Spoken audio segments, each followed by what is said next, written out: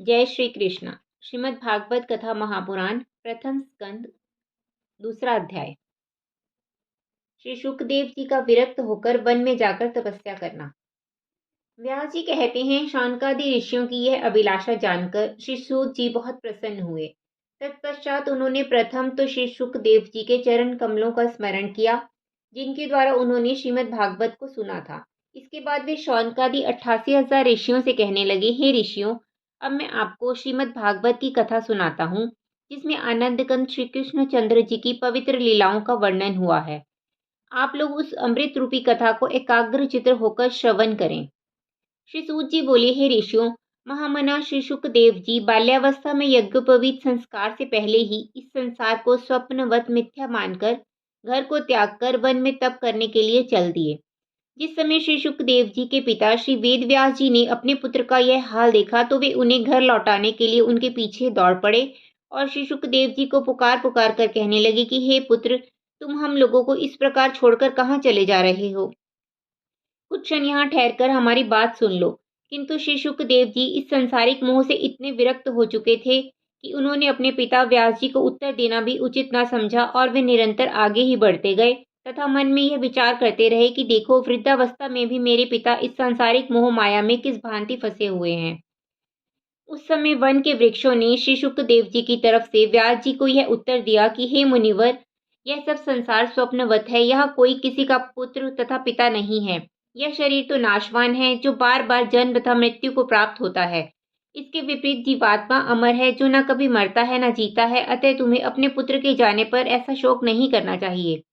जब श्री शुकदेव जी वन में जा रहे थे, उस समय मार्ग में कुछ दिव्यांगनाएं एक सरोवर में नग्न होकर स्नान कर रही थी। जिस समय श्री शुकदेव जी वहां होकर निकले तो उन देव स्त्रियों ने उनसे कोई पर्दा नहीं किया, परंतु थोड़ी देर बाद उनके पीछे पीछे जब वृद्ध व्यास जी वहां पहुंचे तो उन स्त्रियों ने अपने अंगों को कपड़ों से ढक लिया। यह देखकर वेद व्यास जी ने उन स्त्रियों से पूछा कि मेरे युवा पुत्र के जाने पर तो आपने कोई पर्दा नहीं किया, परंतु मुझ वृद्ध के आने पर आपने पर्दा किया, इसका क्या कारण है? इस प्रश्न पर उन स्त्रियों ने उत्तर दिया कि आपके पुत्र शुकदेव जी परमहंस हैं। वे स्त्री पुरुष में कोई भेद नहीं समझते, परंतु आप इस भेद को अच्छी तरह जानते हैं, इसलिए हमने आपको देखकर अपने अंगों को वस्त्रों से ढक लिया और उनको देखकर हमने अपने अंगों को नहीं ढका।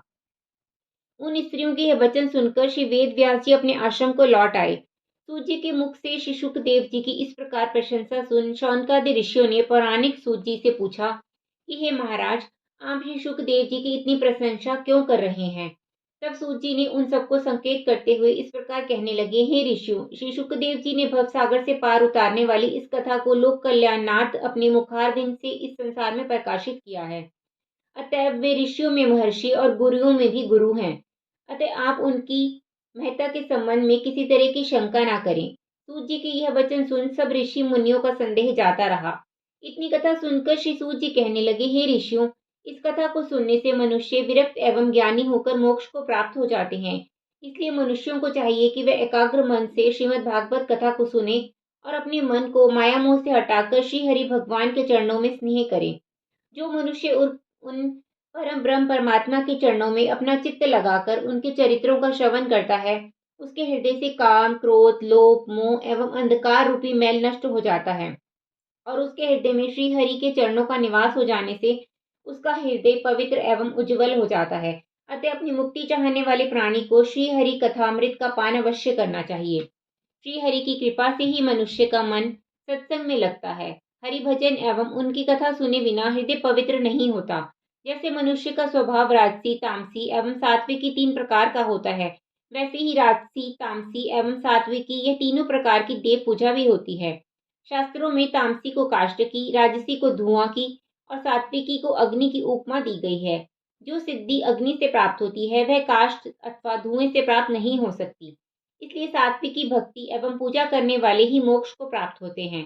संसार में जितने धर्म, यज्ञ, तप तथा व्रत आदि हैं, वह सब जगत पिता परमात्मा के रूप से इस प्रकार लय हो जाते हैं जैसे बरसाती नदी नालों का जल बहकर समुद्र में समा जाता है। जय श्री कृष्ण। जय श्री कृष्ण। श्रीमद् भागवत कथा महापुराण प्रथम स्कंद अध्याय 3। श्री हरि भगवान के विविध अवतारों का वर्णन। श्री सूत जी बोले, हे शौनकादि ऋषियों, संसार में अवतार धारण करने वाले आदि पुरुष निराकार स्वरूप हैं। उन पर ब्रह्म परमात्मा के रचित अवतारों का वर्णन आप लोग ध्यान से सुनिए। श्रीहरि का प्रथम अवतार तो कौमार सर्ग का आश्रय लेकर सनक सनंदन सनातन और सनत कुमार जी के रूप में हुआ, जिसमें उन्होंने सदा ब्रह्मचर्य का पालन किया और वे सदा 5 वर्ष के ही बने रहे। दूसरा बारह अवतार हुआ, जिसमें वे जल में डूबी हुई पृथ्वी का उद्धार करके उसे पाताल से निकाल लाए। तीसरा अवतार यज्ञ पुरुष का रूप धारण करके श्री नारायण जी ने राजाओं का यज्ञ करने की विधि बतलाई। चौथा अवतार हयग्रीव का था, जिसमें पूरा शरीर तो मनुष्य का था किंतु मुंह घोड़े के समान था। उस अवतार में श्री नारायण जी ने ब्रह्मा जी को वेदों का पाठ पढ़ाया। पांचवां अवतार नर नारायण के रूप में हुआ। उसमें उन्होंने सांसारिक प्राणियों को तपस्या का मार्ग दिखलाने के लिए बद्री केदार में बैठकर अखंड तपस्या की। छठे अवतार में श्री हरि ने कपिल मुनि का रूप धरकर अपनी माता को सांख्य योग का ज्ञानोपदेश दिया। सातवें में अत्रि मुनि के यहाँ दत्तात्रेय का अवतार धारण कर राजा अलर्क एवं भक्त प्रहलाद को वेदों की शिक्षा दी। आठवां अवतार ऋषभ देव के रूप में इंद्र की पुत्री चित्र देवी के गर्भ से लिया। उसमें उन्होंने जड़ चर्चा का मार्ग बताया तथा उन अवतारी के पुत्र जयदेव ने संसार में जैन धर्म की रचना की। नवां अवतार पृथु के रूप में राजा वेणु का शरीर मंथन करने से हुआ, जिसमें उन्होंने गौ रूपधारी पृथ्वी को धोकर उसमें छिपी हुई अन्नादिक वनस्पतियों को निकाला। 10वां मत्स्य अवतार लेकर श्रीहरि ने राजा सत्यव्रत को सप्त ऋषियों सहित ज्ञान का उपदेश दिया तथा उसे अपनी माया दिखलाई।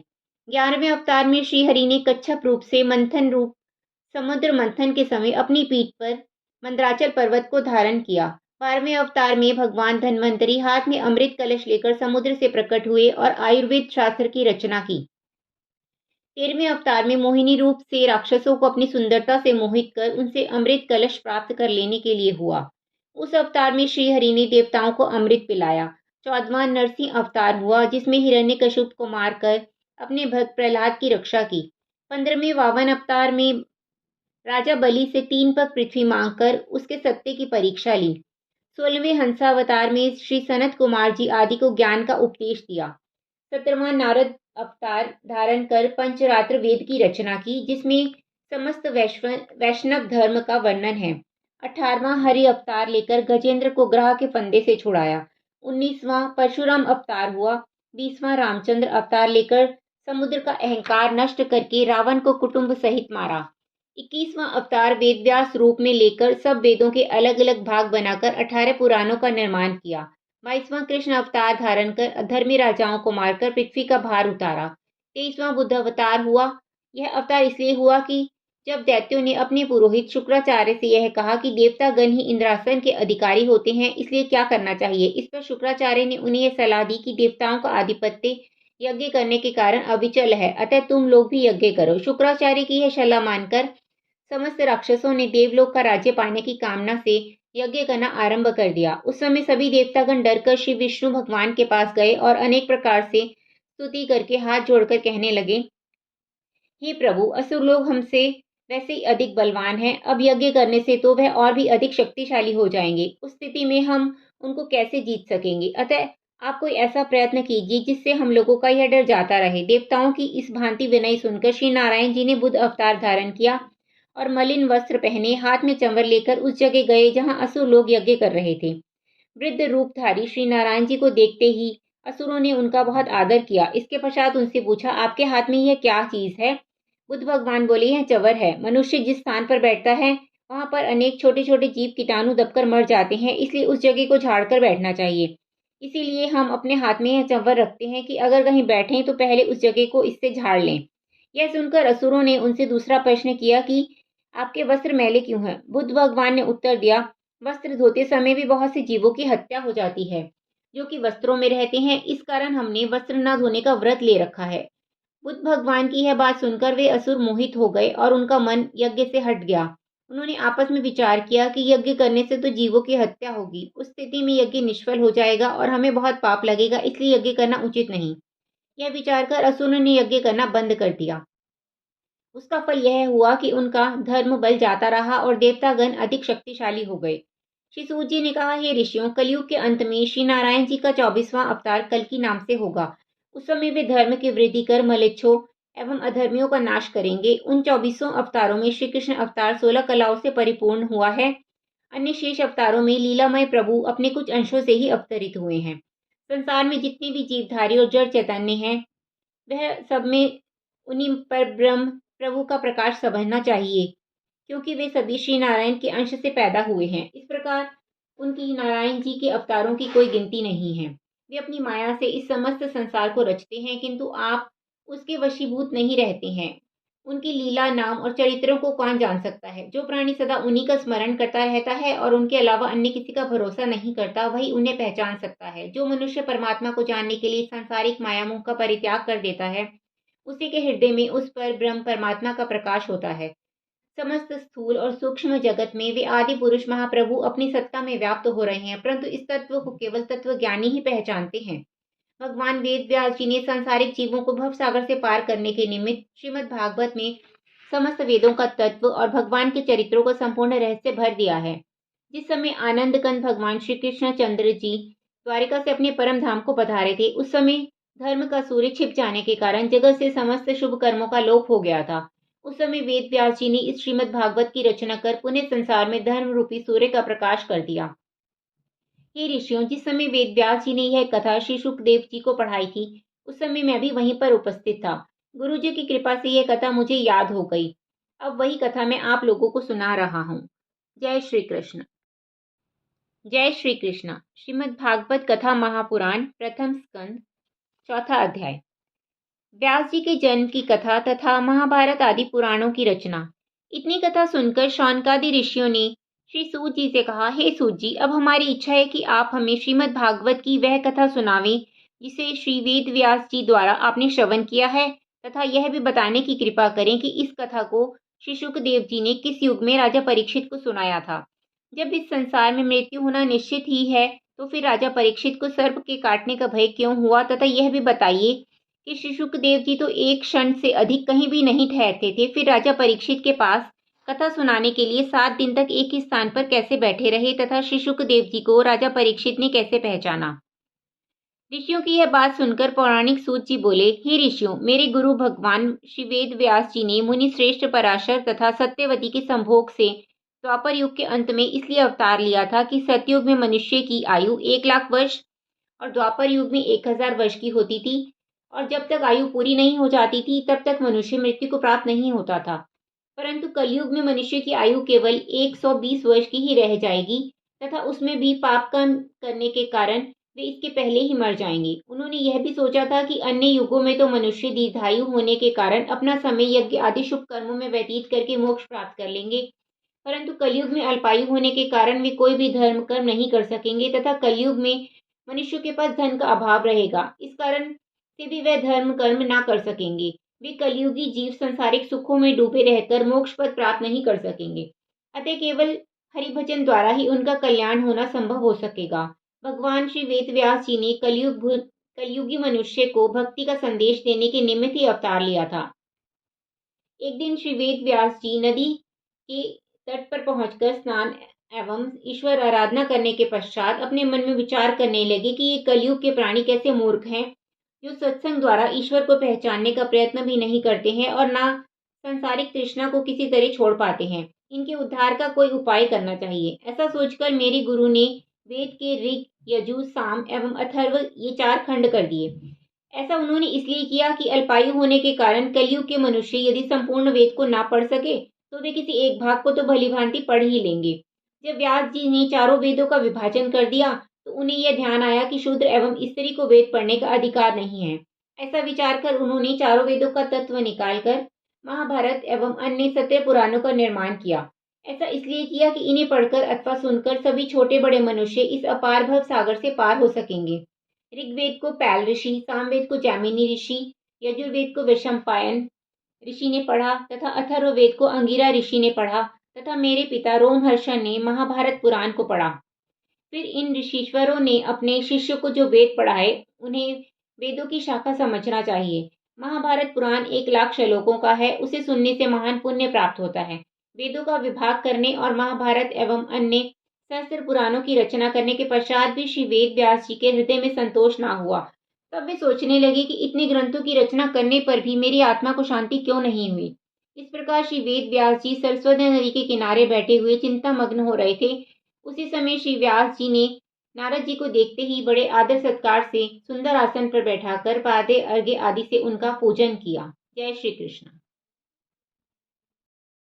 जय श्री कृष्ण। श्रीमद् भागवत कथा महापुराण प्रथम स्कंद पांचवा अध्याय। नारद जी का श्री वेद व्यास जी को भागवत रचना का आदेश तथा अपने पूर्व जन्म के इतिहास का वर्णन। व्यास जी को उदास देखकर नारद जी ने कहा, व्यास जी, आपने वेदों का विभाजन करके महाभारत और अन्य सहस्त्र पुराणों का निर्माण किया है, फिर भी आप इतने चिंतित क्यों हैं? आप मुझे अपनी चिंता का कारण कृपा कर बतलाइए। नारद जी, आप सर्वंत अंतर्यामी एवं तत्वज्ञानी और परम प्रवीण हैं। अतः आप कृपा कर मुझे कोई ऐसा प्रयत्न बताइए जिससे मेरी आत्मा को शांति मिले। इतने सुंदर ग्रंथों की रचना करने पर भी मेरे हृदय में न जाने संतोष क्यों नहीं होता है। देवऋषि नारद जी बोले, हे व्यास जी, जिस प्रकार आपने महाभारत एवं अन्य सहस्त्र पुराणों में ईश्वर के गुणानुवादों का उल्लेख करके यज्ञ, जप, तीर्थ, दान, व्रत, नियम, युद्ध, देवता एवं सांसारिक प्राणियों पर विस्तार सहित वर्णन किया है, उसी प्रकार आपने श्री नारायण भगवान के चरित्र, लीला, गुण तथा यश से परिपूर्ण किसी उत्तम ग्रंथ की रचना नहीं की है। अतः भगवत भक्ति के बिना सभी शास्त्र अधूरे हैं। इसी त्रुटि के कारण आपको हृदय में संतोष नहीं हुआ है। पर ब्रह्म प्रभु की लीला करते अथवा अन्य ग्रंथों को पढ़ने सुनने से क्या लाभ? प्राणी को बारंबार इस जन्म मरण के चक्कर में पड़ना पड़ता है और भगवान के कथा कीर्तन में मन लग जाने पर जो आनंद मिलता है वह अविनाशी तथा नित्य होता है। जो संसारिक मनुष्य अनेक तरह के भय दुखों से पीड़ित हैं, वे श्रीहरि कथा के सुनने तथा पढ़ने से समस्त संकोचों से छूट जाते हैं। इसलिए जिस पुराण एवं कीर्तन में श्री नारायण जी की लीला का विस्तार से वर्णन हो, उसी को सर्वश्रेष्ठ जानना चाहिए।